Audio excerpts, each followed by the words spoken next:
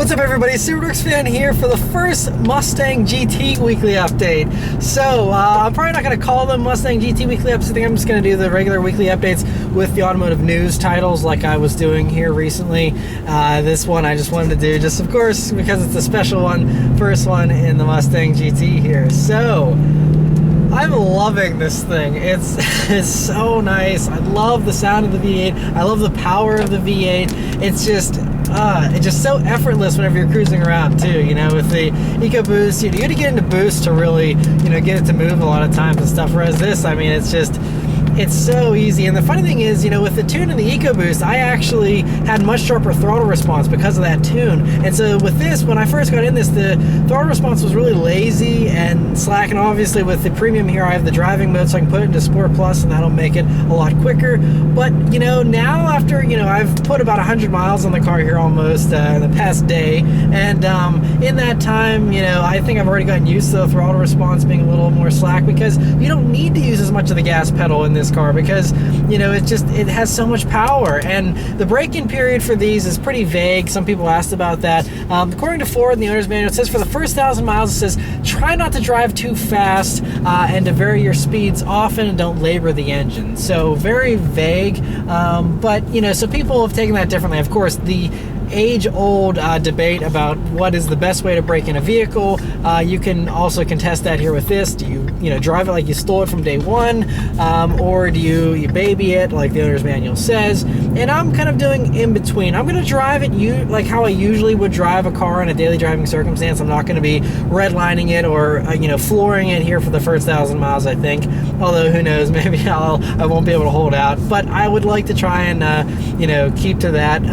But the thing is, with how much power this has, I haven't had any trouble. Like, I don't even need to take it over 4,000 RPMs for it to, get up and go quickly. I mean, not just, get out of its own way, but actually move fast. And so I can't, wait to see, once I'm, willing to push it there to the, 6,500 RPM red line there, soft red line. It actually will go up to 7,000, I think. But it's going to be great. But like I said, plenty of power, so I don't even feel the need to, it's not like with the break-in period with the BRZ, that one was the worst, because that one, you had to keep it under 4,000 RPMs.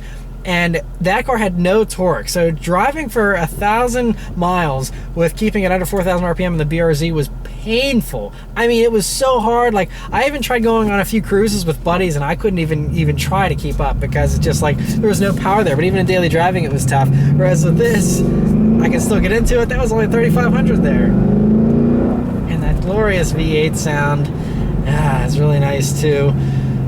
It sounds so good. And there's a very nice induction note here with the V8. There is a little pipe that comes in from the induction area there with the intake and stuff that does pipe some sounds, I think, through to the cabin, but it's real sound. It's not like playing anything through a stereo like they did with the EcoBoost. Actually, I did videos about that. It wasn't that big of a deal with the EcoBoost, but with this, it's all natural sound, and it's really great. And you can hear the exhaust a little bit. And I know everyone wants me to get an exhaust, and I probably will get an exhaust at some point, but I want to wait first, because there's a lot of people that have said in the first, maybe by the time you hit 800 miles all the way up to 8,000 miles, the exhaust breaks in and takes on different characters and different tones. And it could just be because this is, only my second day of owning a V8 car, but the sound is actually really great already. I mean, yes, it'd be cool if it was crackling and popping and, maybe a little bit louder, but I'm actually happy with the sound. And, I don't want to go down the same road I did with the EcoBoost and with the BRZ. Both of those cars had very loud exhausts, and even with the EcoBoost here, I was getting pretty sick of it even after only about 6 months. I mean, I wasn't really daily driving the car, so it didn't bother me as much, but recently I was daily driving it, and it did get to be a little much. And that was, of course, also a turbo back, so it was from the engine all the way back, so that's what made it a little bit louder as well. A mild cab back on this, I don't think will have the drone, hopefully, as long as I pick the right system, and won't be too overbearing. So I do plan to probably do an exhaust. Currently, my favorite is the MBRP catback with the H-pipe setup. I know a lot of people have suggested doing an X-pipe, but that adds a lot of rasp, and I don't really want rasp. And the MBRP is the closest sounding to an old Mustang that I've heard so far. And me loving retro stuff and everything, I want this to sound as much like a 68 Mustang as I possibly can get, honestly. So that's kind of why I want the H-pipe setup, to give it that muscle car traditional sound. But anyway, I'm going to be talking more in a lot more details. I'll be going through all the details of my transaction and how much I got for the EcoBoost and how much I paid for this and all that kind of stuff, and all my favorite features of the 2016, why I got a 2016 and not a 2017, why I didn't get a different color. I'll be going through all that stuff in a separate dedicated video. I just want to do that in a separate video so that I know that many people, there's less people that watch the weekly updates than the other videos about the Mustang, so I want to make sure I put it in a separate video so those that don't watch the weekly updates don't miss those videos, and hopefully we can avoid some of the unnecessary questions that I get a million times. So, but yeah, other things to note very briefly. Last week I did mention in the last EcoBoost weekly update that I will probably be getting rid of the parts for the EcoBoost, and I got all the parts off, and I will be selling them. I already had some people actually that sent me messages about some of the parts, so some of them already have dibs, but again, anyone that's interested in any of the parts, send me a message either on the Facebook page, or you can send me an email at SubaruDorksFanProductions@gmail.com, and all the contact info is in the description as well for all my social media stuff. So you can definitely send me a message there if you're interested in a part, and I'll add your name to the list and just go through it. I will give preference to those who are local or those who are willing to drive or meet up with me, so that I don't have to ship massive boxes with exhausts and all that kind of stuff. The less stuff I have to ship, the better. So I will give priority to those people, which I know is unfortunate to those that are outside of this area of Pittsburgh, Pennsylvania, but that's just, it makes it easier on me. But yeah, definitely send me a message, and hopefully I'll be able to sell everything to fans. I prefer to sell it to you guys who will enjoy it and have a connection to it through the videos than just to sell it on Craigslist or something like that. So yeah, definitely send me messages if you're interested in any of this stuff. Another thing, speaking of the EcoBoost, is my old Instagram username was EcoBoostFan, and I've changed it because of course I am now a fan of the GT way more than the EcoBoost, and I don't think the EcoBoost name really fits me anymore, especially with the recent issues with the EcoBoost. I'm not the biggest fan of the technology anymore. So I've changed my Instagram name to SubaruWorksFan Official. I've been trying to get the actual SubaruWorks fan name, but the person that has it, their account's inactive, and it's very hard to reach them, and so I haven't had any luck with that recently. But hopefully one day it will just be SubaruWorks Fan, and that's it. But for now, it's the unfortunately long SubaruWorks Fan Official, and I just thought that was easier instead of tying it to a car that I own and changing my Instagram name every couple of years. It's just easier to just have this one and stick with it, and it makes it a little bit easier on you guys and stuff. So that's that, that's it as far as really all the updates here on the GT. Like I said, I'll be filming lots more videos I'll be posting up. I do have my friend coming in from out of town who is the Competition Orange 2015 GT. He'll be coming up for the weekend, hanging out. So definitely go follow me on the social media stuff if you want to see. We'll be going to car shows and other things like that. So definitely, especially Snapchat as well. The SubaruWorks Fan is my username there. And but yeah, so might be a little bit of a delay on the videos, considering I'll be entertaining my guests from out of town this weekend. But I'm going to try and get as much GT videos up as possible. I have a list of stuff that I want to film on this car, and also let me know stuff that you would like to see, any specific videos you'd like for me to film, and I'll try and do as many of those as possible as well. Anyway, thank you guys very much for watching. I'll send it over to me at the news desk for this week's news. Right, for this week's news, the first thing is a huge congratulations to Ford and the Ford Performance Racing Team for winning the 24 Hours of Le Mans for the GT class. It's history repeating itself after 50 years. Ford beat Ferrari. Ferrari came in second, and then actually Ford was third as well. And then there was, after the race, there's been disputes, and Ferrari's claiming that, Ford did this, that, and the other, or whatever. But at the end of the day, even with some of the adjustments that were made, Ford has still kept their win, so they have 100% won Le Mans which this is amazing for 2016 here, and the Ford GT has proven itself to be an amazing race car, and it's really, really impressive, which I'm sure is only going to help to boost those applications for the new Ford GT and make them a very, very hot car once they finally hit the streets. So anyway, huge congrats again to Ford for that win. Several other Ford stories this week. The first is that Mustang 6G, a forum member on there, actually posted up a screenshot of the dealer parts ordering system that Ford has for their dealers. And in that system, if you select the Mustang, there's a drop-down list of transmissions available that you can choose to order. And there is now a 10-speed automatic option, which we've been hearing many rumors that the 10-speed that is currently in the 2017 F-150 that's just debuting, it's the one that's co-developed with GM, and it's going to be in the new Camaro ZL1 as well. That super quick 10-speed automatic will probably be finding its way into the Mustang, and this basically confirms it. The fact that it's in the dealer system now means that it's going to be coming most likely for the 2018 model year, when we know there's going to be a refresh for the Mustangs, slight cosmetic things, and also some probably a few bumps in power, and this 10-speed automatic, among other things that may be, surprises Ford has up their sleeve. And so anyway,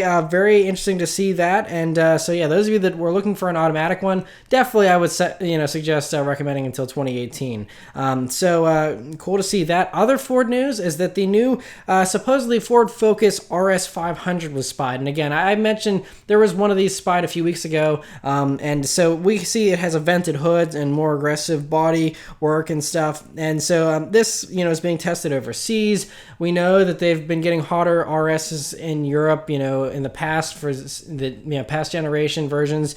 So this might be a European-only thing, but who knows? With how hot the RS seems to be here in the States as well, we may be getting all the variants of it as well, which would be really, really great. So who knows, what this RS500 is going to have, or, what's going to be changed about it. We've been hearing it will be more lightweight stuff and less of an additional power adder, and it'll just be kind of a leaner version of the RS, although the RS is pretty lean already as is. But that's what we're hearing, but who knows? But anyway, still cool to see it out running around with these vents in the hood. Very sweet. Another hot hatch from Ford that was spied testing this past week was the new 2018 Ford Fiesta ST. Now, we just saw last week some spy shots of the standard Fiesta being tested in Europe, and now we see the ST being tested in Europe here as well. We can tell it's the ST because it has a pronounced front mount intercooler there. You can see through the grill, and also you can see the bulges in the front bumper there, which look like they're going to be taking some cues from the Focus RS styling department, and looks pretty cool. But otherwise, it's the more leaner, a little bit flatter looking, less boxy Fiesta that we've been seeing here is a totally new car for the 2018 model year. So yeah, lots of good stuff coming for the 2018 model year. Unfortunately, one car that isn't going to be making it to the 2018 model year is the Dodge Viper. Dodge this past week has announced and confirmed that they are killing the Viper, and 2017 will be the last year for it, which is really, really sad news. I mean, yes, it went away temporarily before this new one, and hopefully there will be something new around the bend. There's been rumors of Maserati working with Dodge to possibly do a new Viper and could even have some Ferrari underpinnings.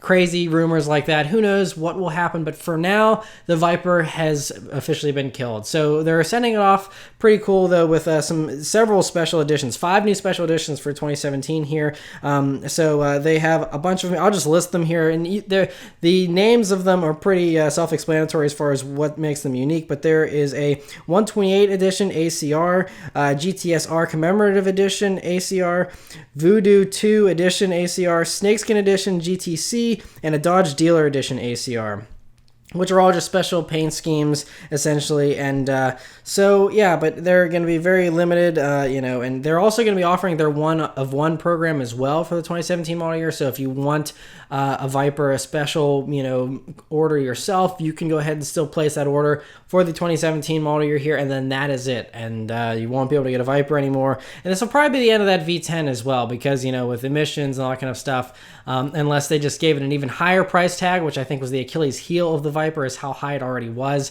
I don't think the V10 will be making a return, if it does return, if the car returns at all. So crazy to see that. Really disappointing news. And, it wasn't a huge shock because they weren't selling very well. And, it was just one of those things, like we were wishing that everyone would go buy them, but no one was actually going to buy them. So you can get a Corvette for half the price, which was one heck of a car as well. And so just unfortunate to see that. But Like I said, hopefully they'll come out with something new in the future. Another car that was killed this past week officially is the Honda CRZ here in America. Now, we know last week I reported that they're going to be doing a final edition in Japan, and then they'll be killing it off there, but it's getting killed off even sooner, and there is no send-off here in the States for the CRZ. They just said there won't be a 2017 model year. The 2016s that are left on the lot, that's it, and they're not doing any more of them. So again, not a very popular car. It just kind of was a missed opportunity. Everyone wanted it to have more power and be a little bit lighter, and they could have refined it or, done some kind of refresh to it, but they never really did. And so because of it, it just kind of rotted away, and I'm surprised it's lasted this long, but they are now killing it off. So unfortunate to see that, and maybe they'll come out with a cool new hot hatch again. And for some rumors this past week, there's a rumor here that we know the BMW i8 will be getting a facelift for next year, which will give it supposedly more power, and also could give it some different looks a little bit and things like that. But the new rumor is that for after the facelift, the brand new version of the i8, that it will probably be fully electric, and they're going to get rid of the gasoline part altogether and just make it fully electric. Which, with the way things are going and electric cars being all the hype these days, doesn't surprise me too much, especially with BMW making this car very futuristic. It almost seems to be the perfect electric car for them to, go fully electric with. So yeah, but again, just a rumor, nothing confirmed there, but interesting to see that nonetheless.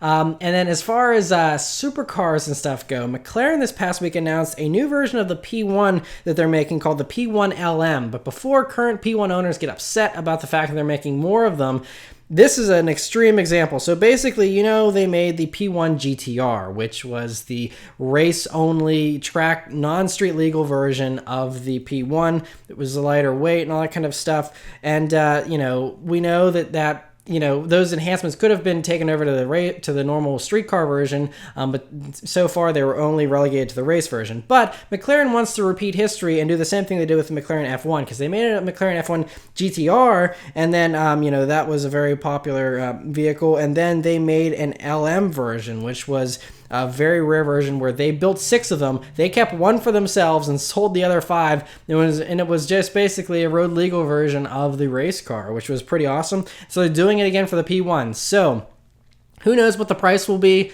but I'm sure that whoever is lucky enough to get their hands on them, they will go for much more than the asking price anyway, once they're actually bought and then resold. But basically, the breakdown is they're going to be doing the same thing. So they're building one and keeping it for themselves, and then they're selling 5 whole P1 LMs. So I mean, they're going to be millions and millions of dollars. Forget about it. But it's pretty crazy. They said they saved 130 pounds over the GTR version of it because they got rid of the onboard air jacking system and a bunch of other stuff.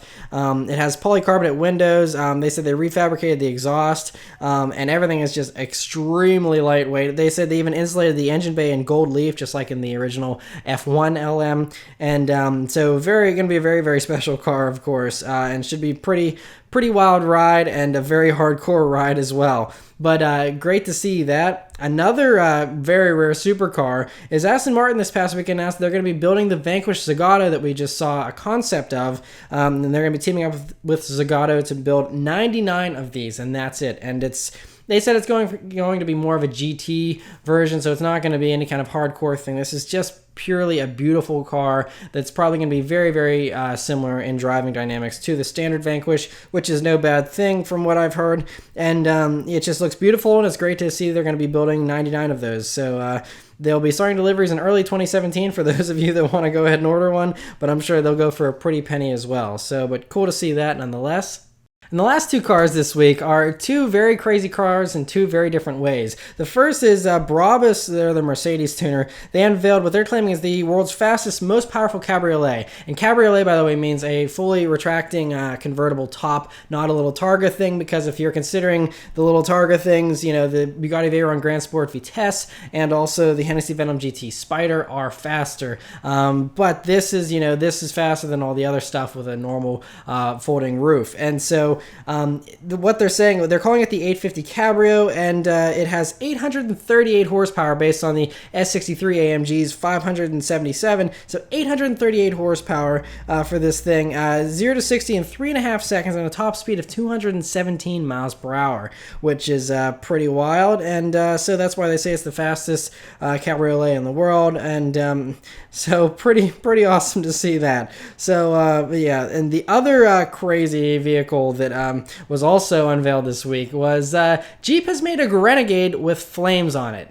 Yes, you heard that right. Here it is. It is for this special European Harley-Davidson event, and I guess Jeep's one of the sponsors, and so they made this one-off Jeep Renegade with flames. It will reason a guess that most Harley-Davidson fans probably wouldn't drive a Jeep Renegade with flames on it, but who am I to guess that? I don't know. But the flames they're like it's like 4 layers of paint with pearlescent effects and all this kind of stuff. Pretty crazy, but yes, that is a Renegade with flames on it. And the article in Autoblog actually notes that the last Fiat Chrysler Group vehicle to have flames on it was the PT Cruiser that they offered. So I doubt they'll actually make a production version of this, but it's called Hell's Revenge, and yes, that is one very interesting Renegade. So anyway, that's it for all the news this week, guys, so I'll send it back to me in the car. Alrighty, so no red line runs yet, but I'll do a nice little second gear pull here for you guys, up to about 4,000 or so.